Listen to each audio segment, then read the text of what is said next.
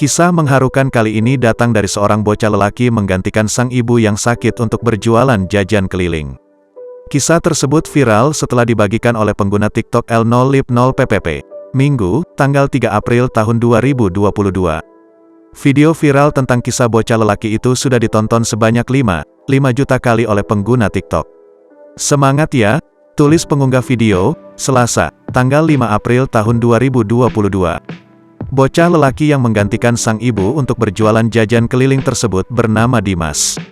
Rupanya ibu dari Dimas ini sakit lambung dan sering kambuh. "Bantuin mama?" tanya pengunggah video. "Iya," jawab Dimas sambil mengangguk. "Soalnya kalau kerja kata mama ininya takut kambuh lagi." Lambung, imbuh Dimas. Maka dari itu, dia menggantikan sang ibu untuk bekerja jualan jajan keliling.